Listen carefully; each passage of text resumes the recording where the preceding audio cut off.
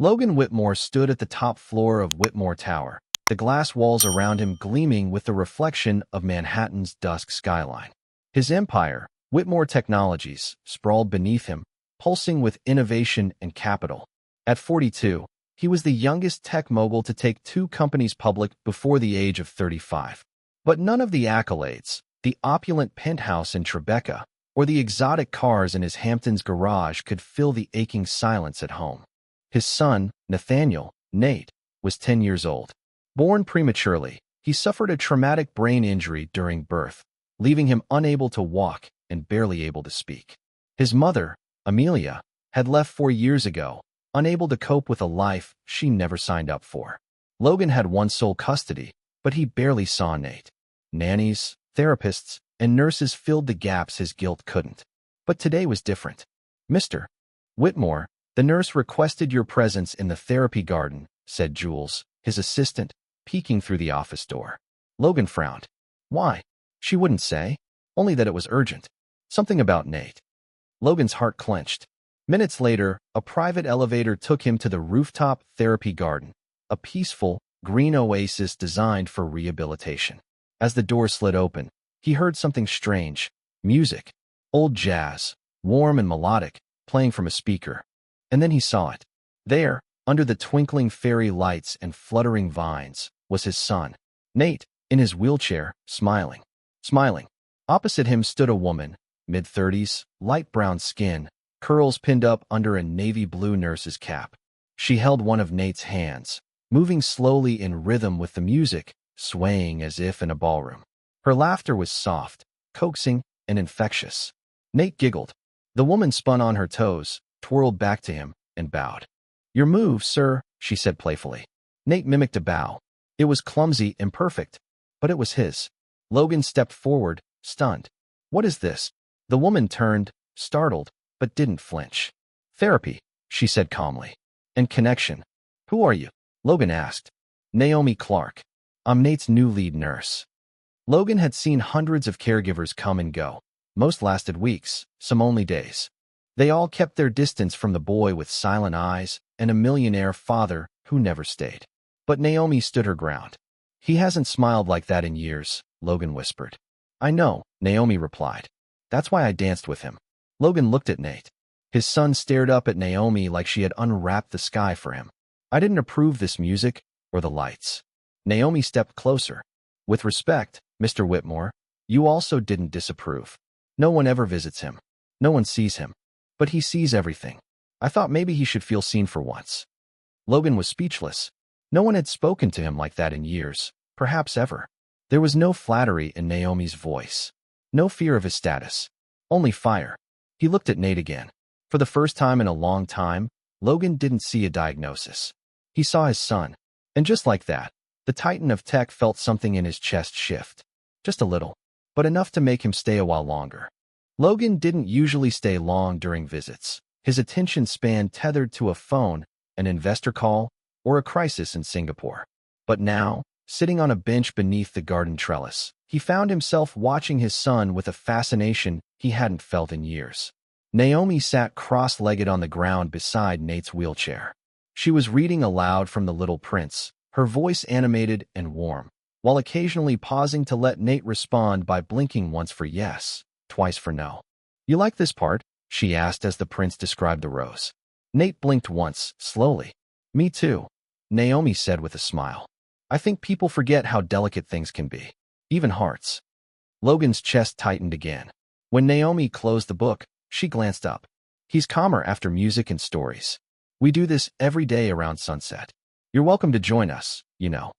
"I didn't realize this was part of his treatment," Logan said. "It wasn't," Naomi replied. "But I'm not a conventional nurse."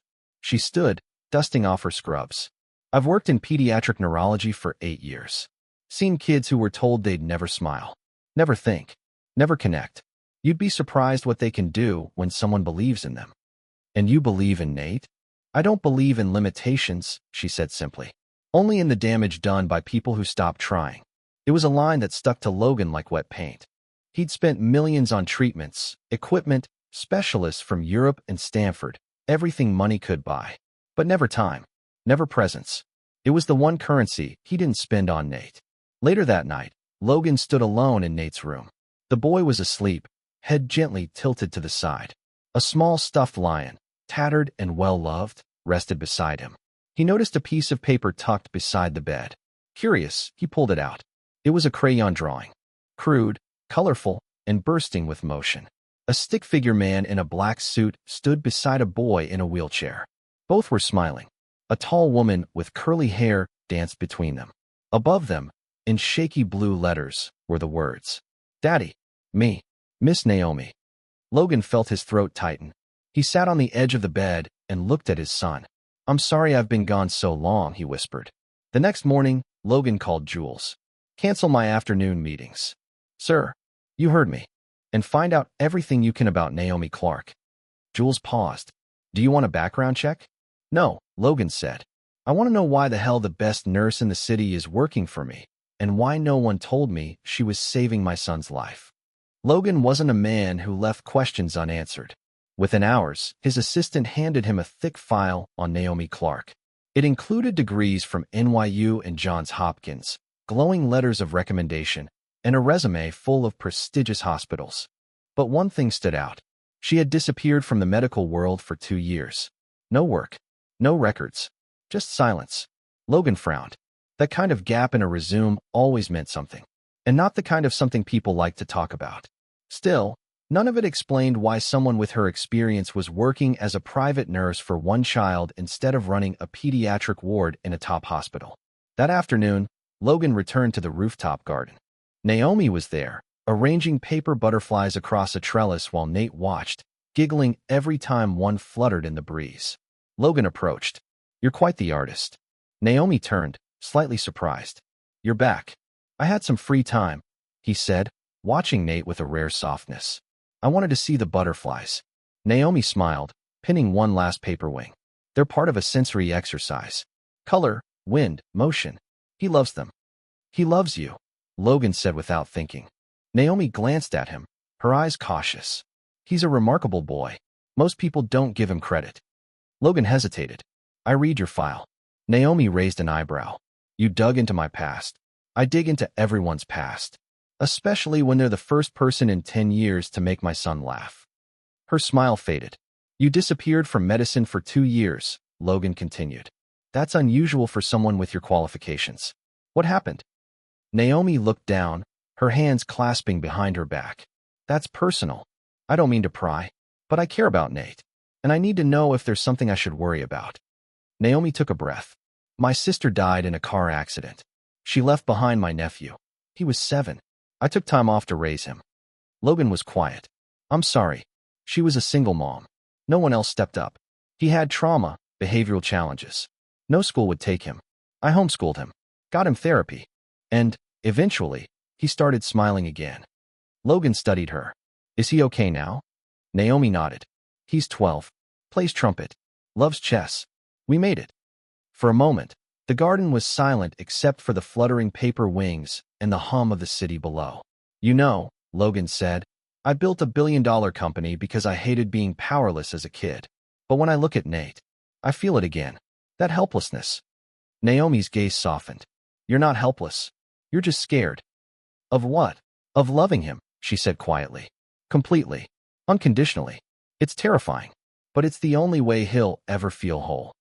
Before Logan could answer, Nate made a sound, small and breathy, like the start of a word. Both adults turned. He was trying to speak. Naomi crouched beside him. "Go ahead, sweetheart. What is it?" Nate looked at Logan. "Duh." Naomi gasped. Logan froze. Nate's lips moved again. "Da-dee." It wasn't perfect. It was strained and broken. But it was there. Logan knelt, his hand trembling as he touched Nate's. For the first time in his life, his son had called him daddy. Tears welled in Logan's eyes. Naomi turned away to give them privacy, but her own hands were shaking. She knew what this meant. Something in Nate had shifted. Something real. And once a heart begins to speak, nothing is ever the same. The news of Nate's first spoken words spread through the Whitmore household like wildfire. Therapists were stunned. Nurses whispered. One even cried. But Logan? He didn't whisper. He didn't cry. He acted. By morning, he had summoned Dr. Eric Halpern, the top pediatric neurologist in the country, flying him in from Boston on a private jet. Nate's medical charts were laid out like war plans across the conference room table.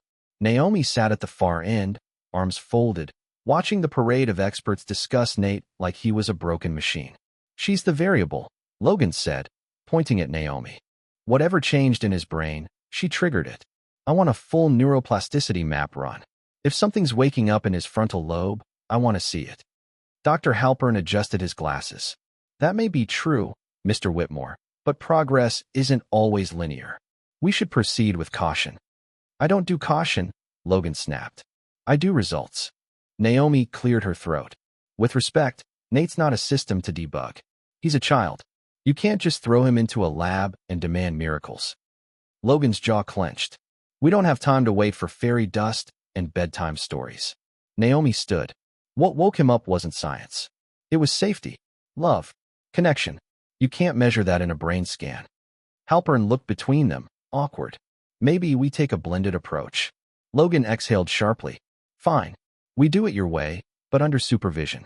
"Naomi, I want a written daily therapy plan, logged activity, and video documentation. You'll report to me directly." Naomi's eyes narrowed. "So you want to micromanage the one thing that's actually working?" Logan stepped closer. "I'm not trying to control you. I'm trying to save my son." There was a beat of silence. Then Naomi's voice softened. "Then be his father, not his CEO." Logan blinked. She didn't wait for a response. Instead, she walked out, leaving silence in her wake. Later that evening, Logan found himself pacing his penthouse, the city glowing beneath his feet like a grid of stars. His glass of bourbon sat untouched. The file on Naomi was open again, but this time, he didn't look at her credentials. He looked at her photo. There was something about her, honest, grounded. She wasn't impressed by wealth. She wasn't afraid of him. She didn't care that he owned the top floor of the most expensive building in Manhattan. She only cared about Nate, and that terrified him. Because the last time someone saw through Logan Whitmore, they walked away. That night, he stood outside Nate's room and watched Naomi through the cracked door. She was sitting on the floor again, reading Charlotte's Web. Nate was listening, his eyes bright, hands twitching in excitement. Logan lingered in the shadows, unseen. And for the first time in his adult life, the billionaire wondered what it would be like to dance. Not in a ballroom, but into someone's heart. 3 days passed. 3 days of quiet miracles. Nate's vocabulary grew by 2 new words, more and yes. Small, but for a child who once barely made eye contact, it was seismic. Logan was watching everything. The way Nate responded to Naomi's tone, the way his eyes followed her movements, the way he leaned into her laugh like it was the sun. But he also noticed something else. Naomi was pulling away. She still danced with Nate, still read, still smiled. But she avoided Logan. Her answers were short. Her presence, distant. So on Friday evening, he made a decision. "Dinner," he said, catching her by the elevator as she left the rooftop. "With me, tonight." Naomi blinked. "What? Dinner? Not a date. A conversation. Nate's asleep. You're off duty. And I have 1,000 questions." She hesitated. "Please," Logan added. The word felt foreign in his mouth. He almost choked on it. Naomi glanced at the watch on her wrist. "Fine. 1 hour." Logan had the chef prepare something simple: grilled salmon, wild rice, sautéed spinach. The penthouse dining room was set for 2, candles flickering, jazz humming in the background. Naomi stepped in wearing her scrubs still, hair tied up, and no trace of makeup. She looked perfect. Logan stood as she approached. "Thanks for coming. I'm still not impressed by the skyline," she said, taking her seat. "Or the wine." He smiled. "Fair enough. But maybe you'll be impressed by the bread." They ate in silence for a few minutes. Logan watched her, not like a man admiring beauty, but like someone trying to solve a riddle he couldn't code. "So," he said finally, "why do you really work for families like mine? You could be running an entire department." Naomi's fork paused. "Because I like to see results with my own eyes, not in quarterly reports." And Nate needed someone to fight for him. Most people just work around him. I work with him. Logan leaned back. "You know, I never thought I'd be the kind of father who needed help raising his own kid." Naomi met his gaze. "But you are." He didn't flinch. "I thought money would solve everything," he said. "Turns out, It just buys you enough silence to hear your own failures echo louder. Naomi's expression softened. You're not a failure. Don't lie. I'm not, she said. But you're scared. I see it. You're terrified of loving Nate too much, because you think if he slips away, you won't survive it. Logan swallowed. She was right. But then Naomi stood. Thank you for dinner, she said. But I should go. Logan rose with her. Why are you pulling away? She paused at the elevator. Because I've fallen before. For men who looked strong but were hollow inside. And I promised myself I wouldn't save anyone who didn't want to be saved. The elevator doors opened. She stepped in. Naomi, Logan said, just before they closed. I don't want to be saved. I want to be better. She didn't respond. But she didn't look away either. And that look said everything. The following week began with promise. Nate spoke 2 more words. Up and happy. Naomi celebrated each one like a birthday. Logan was spending more time at home, carving out hours just to be with his son. He even canceled a board meeting to join Naomi and Nate for music therapy. But peace never lingers in a billionaire's world, especially not Logan Whitmore's. It was Tuesday morning when Jules stormed into Logan's office, a rare crack in her usual composure. You need to see this.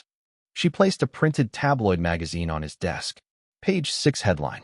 Billionaire's nurse or lover. Logan Whitmore's secret bond with caregiver. Below was a blurry photo of Logan and Naomi, taken the night of their rooftop dinner, the skyline glowing behind them. The story was trash, speculation, innuendo, a few conveniently timed anonymous tips. But the headline was loud. And in Logan's world, headlines were grenades. He called Naomi immediately. I didn't leak this. I know, she said calmly. But it doesn't matter. The damage is done. You're not leaving, are you? There was a pause. I'm used to being misjudged, she said. But I won't let this affect Nate. Logan exhaled. Let me handle this. That afternoon, his PR team released a firm statement denying any romantic involvement, clarifying Naomi's role as a medical professional and caregiver. But rumors, once lit, burned fast. That evening, as Naomi wheeled Nate through Central Park for his usual fresh air outing, a stranger approached. Hey, the woman sneered. You his new stepmom, or just sleeping your way into the trust fund? Naomi stiffened. Nate looked confused. Before she could respond, a man nearby shouted, Gold digger. She turned the wheelchair swiftly and pushed Nate away, ignoring the laughter that followed. By the time they returned to the house, her hands were shaking. Logan met them at the door. I saw the video, he said. It's already on social media. Naomi didn't look at him. Your world is poison. My world is Nate's world. No, she said sharply. It's your kingdom. He just lives in the corner. That cut deeper than she knew. Later that night, Naomi sat alone in the staff lounge, rubbing her temples. The door opened. It was Logan. He looked tired. No suit, just a t-shirt and sweatpants. Vulnerable. Human. I didn't ask for any of this, she said softly. I know, but I did. She looked up. I invited you to dinner. I showed you my life. I broke the walls. If you're bleeding now, it's because I opened the door. Naomi's voice cracked.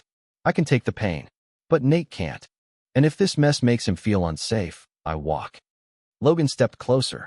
I won't let that happen. Not to him. Not to you. She looked away, eyes glassy. Then prove it. How? Naomi stood. Tell the world the truth. That I matter. That Nate matters. Not as a PR problem. As your family. Logan froze. The word hung heavy between them. Family. Could he say it? Would he? As Naomi walked past him, he whispered, I'm not ready. She paused, her back to him. Then I guess you're not ready for either of us. And then she was gone. Again. But this time, the silence left behind wasn't quiet. It was a warning. The Whitmore Foundation Gala was an annual Manhattan spectacle, an event where wealth mingled with power, and every whispered conversation was either a deal or a threat. It was also where Logan Whitmore was expected to appear flawless, untouchable. But this year, he had other plans. The night before the gala, he made a quiet visit to Naomi's quarters inside the estate. He knocked. She opened the door in her pajamas, clearly not expecting him. I need a favor, Logan said. Naomi crossed her arms. Last time you said that, my face ended up on page 6. This is different, he said. Come to the gala with me. Her eyebrows shot up. As what? Your +1? Or your nurse on display? As family. Naomi blinked. People think they know our story, he continued. Let's show them the truth. Nate's coming too. Naomi hesitated. He's never been to anything like that. I know, Logan said, but I want him to see that he belongs anywhere, even in a room full of wolves. She studied him carefully. If this is just for optics. It's not, he said firmly. This is me standing up. Finally, the gala was held in the Metropolitan Ballroom. Crystal chandeliers dripped from the ceiling, violins sang from the stage, and the guest list was a who's who of the East Coast elite. Logan arrived in a black tuxedo, his hand on the wheelchair armrest of his son. Nate wore a tiny navy blue suit, custom-tailored, and his smile alone stunned the crowd. Beside him, Naomi was radiant in a floor-length emerald dress, nothing flashy, but elegant and confident. Her curls fell naturally, her posture proud. Heads turned as they entered. Flashbulbs exploded. The press surged. Logan leaned toward Naomi. You okay?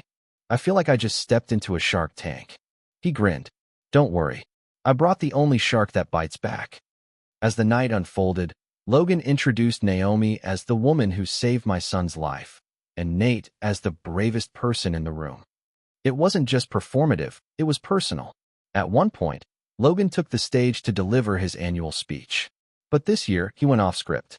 I used to think strength was building companies, accumulating assets, owning silence. But real strength, he said, looking directly at Naomi and Nate, is showing up, loving without guarantees, and being seen, even when you're scared to be. The room went quiet, then erupted in applause. Naomi blinked back tears. Nate clapped as best he could, but not everyone was clapping. Across the ballroom, a man stood near the bar, watching the trio with an expression that wasn't admiration, but calculation. His name was Marcus Delroy, a rival tech mogul. Older, colder. And as Naomi caught his eyes, something inside her stirred, an instinct, a warning. Later, as Logan mingled, Delroy approached Naomi near the dessert table. You must be the infamous nurse, he said with a smile that didn't reach his eyes. Naomi nodded cautiously. I don't do interviews. Oh, I'm not press, he said, sipping his scotch. Just a friend of the family. You're not his friend, Naomi said, reading him instantly. Delroy's grin widened. Clever. I like that. Just be careful, Miss Clarke. Men like Logan, they only fall in love when they think they're losing. And with that, he vanished into the crowd. Naomi stood frozen, heart pounding. Because she knew one thing for sure now. Someone was coming for Logan Whitmore. And it wasn't just about business. The morning after the gala, Logan sat in his study with the windows wide open, sunlight spilling across the hardwood floor. He was holding a photo of the three of them from last night. Nate grinning, Naomi glowing, himself caught mid-laugh. It looked like a family. It felt like a family. But Logan had been in business long enough to know that happiness often brings vultures. And right on cue, Jules entered with a face like winter. We have a problem, she said, setting a folder on his desk. Inside were documents, emails, signed affidavits, and a report from an investigative firm. Marcus Delroy was orchestrating a hostile acquisition attempt of Whitmore Technologies. But it wasn't a traditional takeover. He wasn't after the company. He was after Logan. He's targeting our research division, Jules said. Trying to buy out your AI patents through shell firms. And he's looking into Naomi. Logan's jaw tightened. What kind of looking? Deep? Personal? Financial? He's trying to find leverage. Logan stood, pacing. He thinks if he discredits her, I'll break. Would he be wrong? Logan didn't answer. Instead, he picked up his phone and dialed Naomi. She answered on the second ring. Is Nate okay? He's fine, but we need to talk. Privately. They met an hour later on the rooftop garden. Naomi was already waiting, arms folded, the wind tugging at her curls. Marcus Delroy is digging into your past, Logan said. He's planning something. Naomi didn't look surprised. He approached me last night. What did he say? That you only love when you're about to lose. Logan winced. He's trying to scare you, Naomi added. It's working, Logan admitted. She looked at him then, truly looked. Why does he have this much power over you? Because he knows what I'm afraid of. Which is, Logan exhaled. Losing the one thing I didn't build. The one thing I can't control. You. Naomi froze. I've never said it, Logan continued, voice low, raw. But I love you, Naomi. I think I did from the moment I saw you dancing with my son. I just didn't know how to admit it. Naomi's throat tightened. You think saying that will make him stop? No, Logan said. But it makes me start. She stepped closer, searching his eyes. If you mean it, really mean it, then we do this together. You don't protect me. We protect each other. He nodded. Then you need to know something, Naomi said, voice trembling. When I took time off from nursing, it wasn't just for my nephew. I had to escape. From someone. An ex. He was powerful. Dangerous. And I made a mistake. Logan's expression hardened. Did he hurt you? Naomi nodded slowly. Emotionally. Financially. Almost legally. I buried that past. But if Delroy finds it. He won't, Logan said. I'll bury him first. Just then, Nate's voice called from the doorway. Mommy. Naomi turned in shock. Logan did too. Nate sat in his wheelchair, smiling, and had clearly said it, fully, with intention. Naomi dropped to her knees, tears already streaming. No, sweet boy, she whispered. I'm not your mommy. But Nate only smiled wider. Logan knelt beside them, voice breaking. Maybe you are. Naomi looked at Logan. And for once, she didn't step away. 2 days after Nate called Naomi mommy, something inside Logan finally cracked open. Something ancient and buried under decades of ambition. He wasn't just fighting for a company anymore. He was fighting for his son's first happiness. For the woman who made his home a place he wanted to return to. So when Marcus Delroy made his move, Logan was ready. A press leak hit the business wires at 8 a.m. sharp. Whitmore Technologies under attack. Rival CEO launches secret takeover using offshore shell corporations. But attached to the article, anonymously, were spreadsheets. Bank trails, wire logs, legal filings, receipts. By 9 a.m., the Department of Financial Oversight was already investigating Delroy's front companies. The man who had always operated in shadows was now burning in daylight. Logan stood in his office, staring down at Midtown, when Naomi entered. You leaked the files? She asked. Logan didn't turn. I designed half those patents myself. But when I realized he wasn't trying to destroy my work, he was trying to destroy you. I made it personal. Naomi stepped closer. There's something else, isn't there? Logan handed her a folder. Inside, a photograph of her abusive ex. But this wasn't just a mugshot. It was a picture of him shaking hands with Marcus Delroy, dated a year ago. Naomi's face paled. They knew each other? They still do, Logan said. Delroy's not just trying to ruin me. He found the one person who could unravel you. Naomi sat, legs buckling under the weight of it. He told my ex where I worked, didn't he? Logan nodded. And that's why I'm moving both of you. Naomi looked up sharply. What? I'm relocating you and Nate to my estate in Aspen. Private, secured, no media. I'll join you there as soon as the board crisis ends. Naomi shook her head. I won't run. This isn't running, Logan said. It's regrouping. Protecting what matters. Naomi's eyes filled. You're not the man I thought you were. He stiffened. I'm not. No, she whispered. You're better. Just then, a loud crash echoed through the house. Jules burst into the room, white-faced. There's someone in the lobby. Security's holding him. He's demanding to see Naomi. He says he's her husband. Naomi's blood went cold. He's not my husband. Logan was already moving. Keep Nate upstairs. Lock the doors. Downstairs, the man in question was tall, lean, and wore a smug expression like a badge. Well, he sneered when Logan appeared. The billionaire finally comes down from his tower. You have 2 minutes before you're arrested, Logan said, stepping close. So say what you came to say. I want her back, the man said. Logan didn't blink. That will never happen. I've got enough on her to make a mess. Bank records. Witnesses. A few photos from back in the day. Real ugly stuff. If she doesn't come quietly, I leak everything. Logan smiled. The kind of smile that preceded lawsuits and corporate ruin. You see, the thing about blackmail, he said, is it only works on people with something to hide. But Naomi told me everything. And if you touch her, or my son, I'll make sure you're too bankrupt to buy a cab ride ever again. Then he turned to security. Get him out. As the man was dragged away, Logan's phone buzzed. A video file. He opened it. And what he saw stopped his heart. Naomi, crying, and a hidden camera, recording her. From inside her private room, a whisper came from the video. Tell Logan the truth, or I will. The video ended with static, but its echo tore through Logan's chest like shrapnel. Who had placed the camera? How long had it been there? And worse, what truth was Naomi hiding? Within an hour, the penthouse was locked down. Logan had his head of security sweep every room, every device. Nate was sent with a bodyguard to a private safe house nearby. Naomi was brought to his study. When she entered, she knew.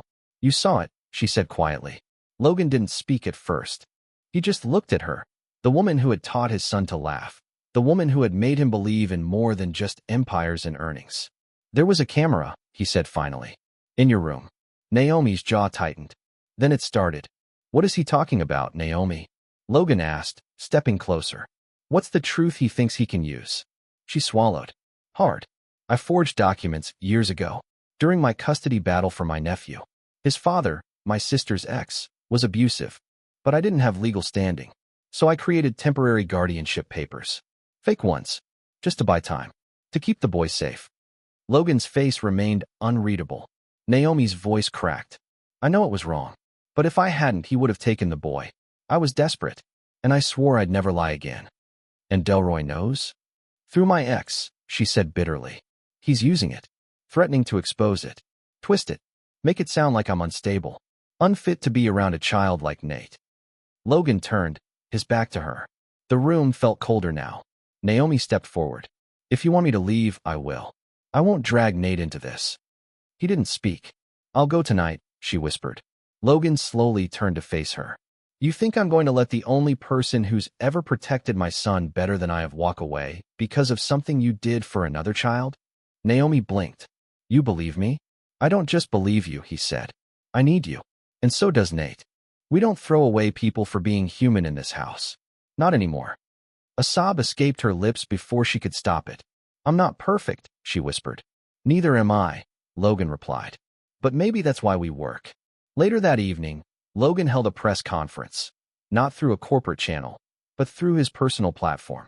He stood in front of the city skyline and said, "Today I want to talk about the difference between truth and leverage, about mistakes and redemption, and about a nurse who taught my son how to speak and taught me how to listen." He paused. "Her name is Naomi Clarke. She is not just a caregiver. She is not just a woman I admire. She is the family I didn't know I needed. And anyone who tries to hurt her will answer to me." By morning, the media storm flipped. Public support poured in. Parents of children with disabilities shared their own stories of unconventional choices made out of love. Naomi's actions, once positioned as reckless, were now seen as brave. Delroy? He went silent. No more threats. No more videos. His play had failed, and in its failure, he lost not just the acquisition, but his power. 1 month later, Logan proposed, not with a ring, but with a contract written in crayon by Nate. It read, "Can you stay with us forever? Love, me and Daddy." Naomi cried. Logan did too. They weren't perfect. Their pasts were jagged, messy, flawed. But their future? It had a name. A family name. And it began not with money, but with a boy in a wheelchair, smiling as his nurse taught him how to dance.